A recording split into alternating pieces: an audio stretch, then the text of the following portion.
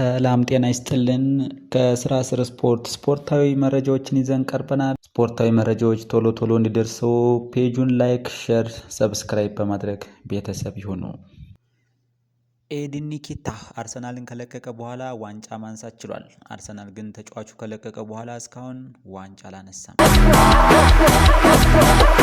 እንደ አራዬ ክርስቲያኖ ሮናልዶ አልጠጣም አላጨስም፣ በትክክለኛው መንገድ ለመጓዝ ሁሌም ትክክለኛውን ነገር አደርጋለሁ ሲል የሪያል ማድሪዱ ኮከብ ተጫዋች ቪኒሲየስ ጁኒየር ተናገረ። ማሰን ግሪንውድ በፈረንሳይ ሊግ 21 ግቦችን ማስቆጠር ቢችልም የውድድር ዓመቱን በኦስማን ደምበሌ በከፍተኛ ጎል አግቢነት ተበልጧል።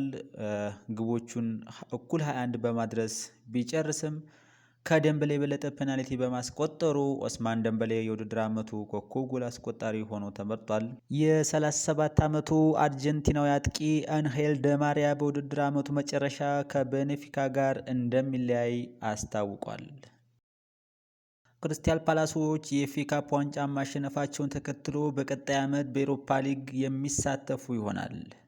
ዛሬ እሁድ የሚደረጉ የእንግሊዝ ፕሪምየር ሊግ 37ኛ ሳምንት ተጠባቂ ጨዋታዎች ቀን 8 ሰዓት ላይ ኤቨርተን በጉድሰን ፓርክ መውረዱን ካረጋገጠው ሳውዛምፕተን የሚጫወት ይሆናል። እንዲሁም ቀን 10 ሰዓት ከ15 ላይ መዶሻዎቹ ዌስትሃም ከኖቲንግሃም ፎረስት ይገናኛሉ።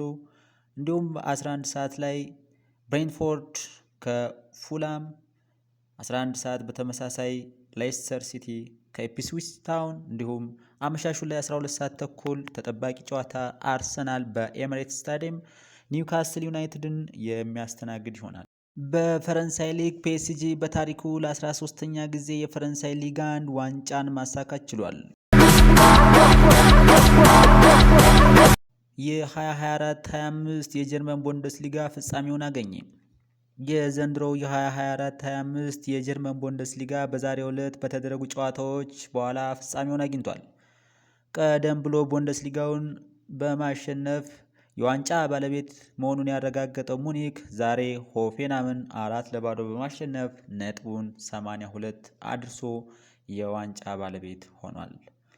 እንግሊዛዊ ተጫዋች ሃሪ ኬን 26 ግቦችን በማስቆጠር ኮከብ ጎል አግቢ ሆኖ የወርቅ ጫማውን ማሸነፍ ችሏል።